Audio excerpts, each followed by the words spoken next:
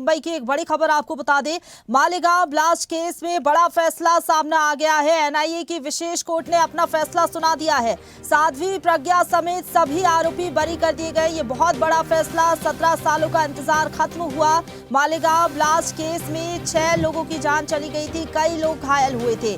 फैसला पढ़ते हुए जस्टिस लुहाटी ने कहा कि चतुर्वेदी के घर से आरडीएक्स के अंश नहीं मिले थे।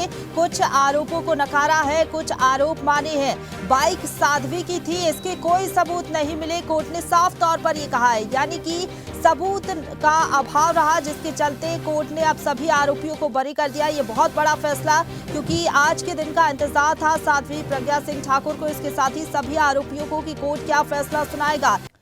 और इसी खबर पर ज्यादा बातचीत के लिए सीधा रुख करेंगे news at digital. Aniruddh Sonu ने हमारे साथ लाइव जुड़ गए हैं ज्यादा जानकारी के साथ। अनिरुद्ध, लगातार जो है इंतजार किया जा रहा था कि क्या फैसला कोर्ट की तरफ से सामने आएगा, लेकिन कोर्ट ने साफ तौर पर कह दिया है कि बाइक में बम लगा था, इस बात के कोई सबूत नहीं। और तमाम जो पहले एटीएस ने सबूत पेश किए थे, उन सभी सबूतों के आधार पर अब कोर्ट का यही कहना है कि ऐसे कोई भी एविडेंस नहीं मिली है, जिसके चलते अब सभी 7 आरोपी को बरी कर दिया गया है। क्या लग रहा है, ये बहुत बड़ा फैसला है और राहत की बात है प्रज्ञा सिंह ठाकुर समेत सभी आरोपियों के लिए? देखिए, मालेगांव बम ब्लास्ट केस में अभी सबसे बड़ा फैसला एनआईए की विशेष कोर्ट ने मुंबई में दिया है। और ये फैसला यही है कि जो मालेगांव ब्लास्ट महाराष्ट्र के मालेगांव में हुआ था, यह ब्लास्ट एक मस्जिद के बाहर हुआ था जहां नमाज पढ़ी जा रही थी। और ब्लास्ट के दौरान एक बाइक में ब्लास्ट होने पर वहां 6 लोगों की मौत हुई थी और 600 से ज़्यादा लोग घायल हुए थे। और अभी अभी कुछ देर पहले मुंबई में स्पेशल एनआईए की कोर्ट ने यह फैसला दिया है कि इस ब्लास्ट में जो भी आरोपी बनाए गए थे, साध्वी प्रज्ञा सिंह ठाकुर, कर्नल पुरोहित, रमेश उपाध्याय, अजय राहिलकर, सुधाकर द्विवेदी, सुधाकर चतुर्वेदी और समीर कुलकर्णी, इन 7 को सबूतों के अभाव में एनआईए की स्पेशल कोर्ट ने बरी कर दिया है। और कोर्ट ने अपना फैसला बहुत जल्दी सुनाया और पूरी तैयारी जो कोर्ट की थी वो नज़र आई, क्योंकि सरकारी पक्ष ने इस पूरे मामले में अपना पक्ष ही मजबूती से नहीं रखा था। न तो उस बाइक में जो कि मालेगांव में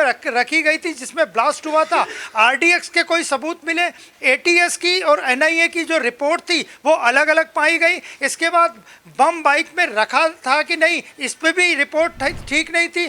कर्नल प्रसाद पुरोहित जो कि सेना में काम करते थे, उन्होंने बम बनाया कि नहीं, इसकी भी पुष्टि नहीं हुई है। आरडीएक्स कहां से आया, कहां गया और कैसे लगाया गया, इसका कोई सबूत नहीं था। और बहुत बड़े फैसले में एनआईए की स्पेशल कोर्ट ने भोपाल की पूर्व सांसद साध्वी प्रज्ञा सिंह ठाकुर समेत 7 आरोपियों को बरी कर दिया है। और 2017 में मुंबई हाई कोर्ट ने साध्वी प्रज्ञा सिंह ठाकुर को इस पूरे मामले का मुख्य आरोपी बनाया था। तो वो फैसला भी एनआईए की विशेष अदालत ने पलट दिया है। और मालेगांव बम ब्लास्ट केस जिसने पूरे देश में, दुनिया में तहलका मचा दिया था, उसमें साध्वी प्रज्ञा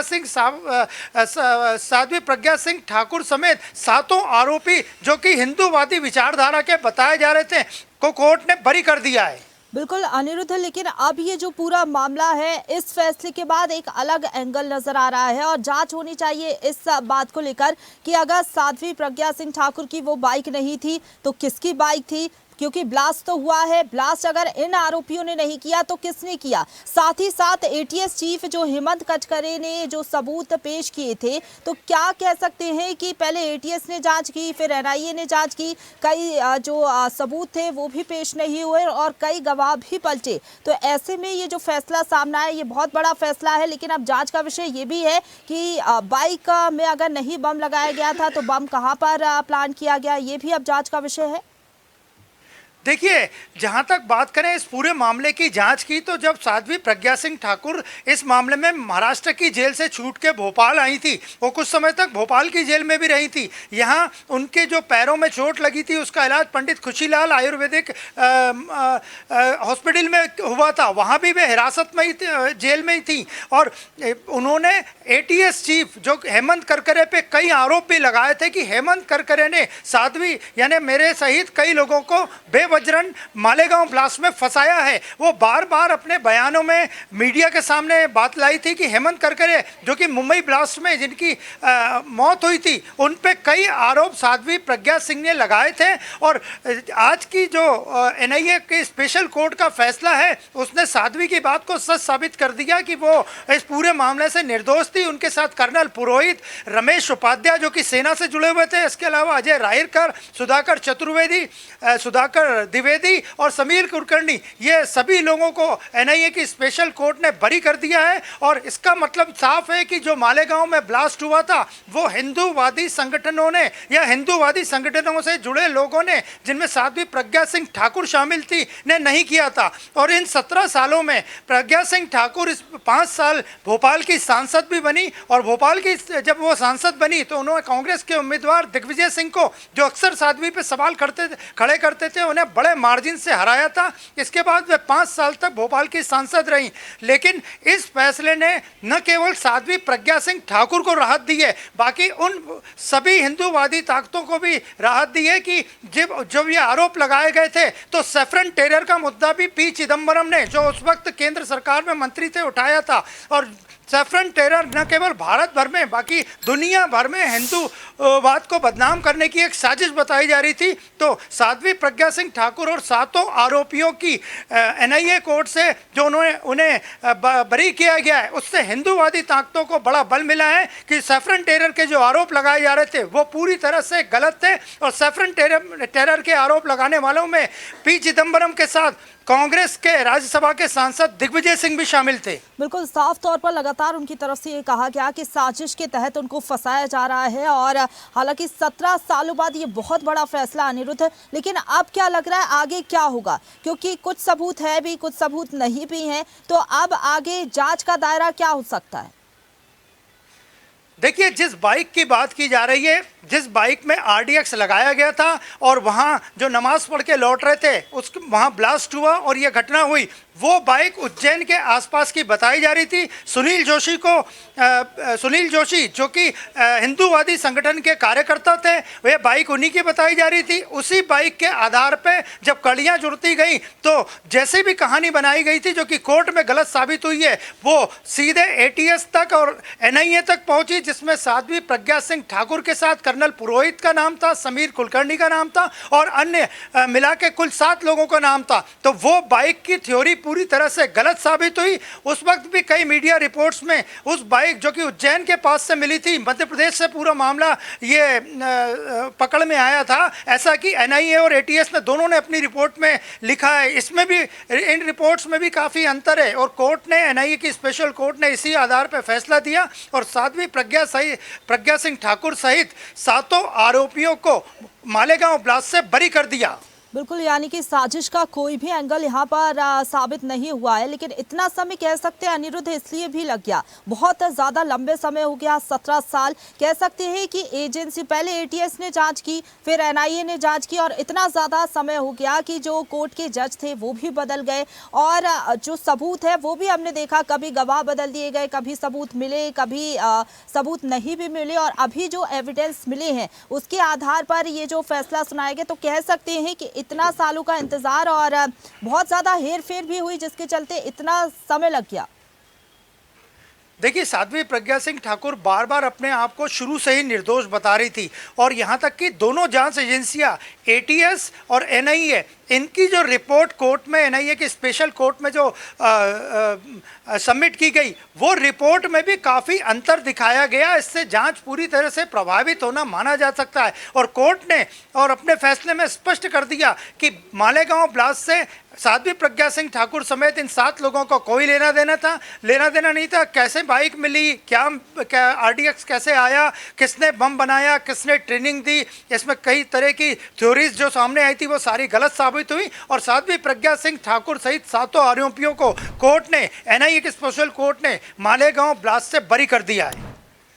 बिल्कुल, सबूतों के अभाव में सभी आरोपियों को बरी कर दिया गया। अनिरुद्ध, जिस तरीके से आप बता रहे हैं, लेकिन ये बहुत बड़ा मामला था क्योंकि इसमें 6 लोगों की तो मौत हो गई थी और जो जख्मी थे उनकी संख्या लगभग 100 के ऊपर बताई जा रही थी।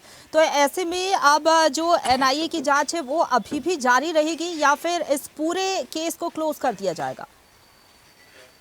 देखिए, अभी कुछ ही देर पहले ये फैसला आया है। इसके बाद पूरे फैसले को साध्वी प्रज्ञा सिंह ठाकुर के जो एडवोकेट हैं वो पूरा अध्ययन करेंगे। आगे इस मामले में क्या होता है, कोर्ट ने क्या निर्देश जारी किए हैं, वो सारी बातों का न्याय प्रक्रिया से जुड़े लोग इसका अध्ययन करके ही आगे फैसला लेंगे कि आगे क्या करना है। लेकिन फिलहाल की सबसे बड़ी खबर यह है कि मालेगांव ब्लास्ट किसने किया था, जिसमें 6 लोगों की मौत हुई थी, 100 से ज़्यादा लोग घायल हुए थे, उस पर अभी भी रहस्य बना हुआ है। और इस मामले में जो आरोपी बनाए गए थे उन सबको साध्वी प्रज्ञा सिंह ठाकुर सहित सभी आरोपियों को कोर्ट ने बरी कर दिया है। बिल्कुल, और साध्वी प्रज्ञा सिंह ठाकुर समेत जो 7 आरोपी हैं उनके लिए कह सकते हैं अनिरुद्ध बहुत बड़ा दिन है। इतने सालों का इंतजार, लगातार सब्र किया, लगातार कहते रहे कि फंसाने की कोशिश की जा रही है, लेकिन साध्वी प्रज्ञा सिंह ठाकुर के जो वकील है, सुनवाई के पहले उनका एक बयान आया था जिसमें वो ये कह भी रहे थे कि सच जो है आज सामने आके रहेगा और सच्चाई की जीत जो है वो जरूर होगी। क्या कह सकते हैं कि एक तरीके से बहुत बड़ी राहत है सभी आरोपियों के लिए?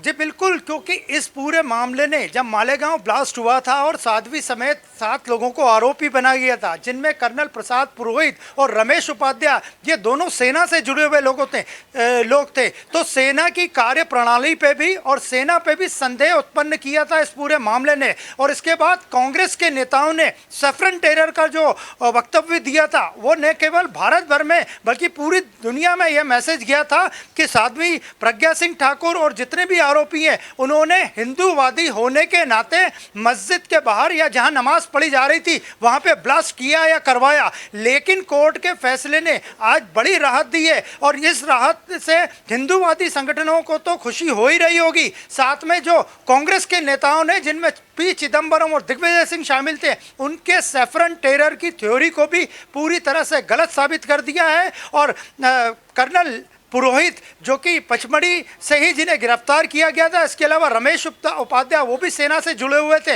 इन्हें भी राहत मिली होगी। और भारतीय सेना जिसका नाम इस मामले में घसीट के बदनाम किया गया था, उन सेना के जो वरिष्ठ अधिकारी उस वक्त थे, उन्हें भी इस फैसले से ज़रूर खुशी हुई है। बिल्कुल, और कह सकते हैं कि ये बहुत बड़ा फैसला, इतने सालों का इंतजार किया, उसके बाद राहत मिली है। साध्वी प्रज्ञा सिंह ठाकुर समेत 7 आरोपियों को बरी कर दिया गया है एनआईए कोर्ट का। ये बहुत बड़ा फैसला इतने सालों बाद। फिलहाल बहुत धन्यवाद आपका हमारे साथ जुड़ने के लिए और अपडेट हम तक पहुंचाने के लिए। ताजा खबरों के लिए लाइक, फॉलो और यूट्यूब पर सब्सक्राइब कर बेल आइकन दबाएं। साथ ही ताजा अपडेट्स के लिए swedeshlive.com पर विजिट करें।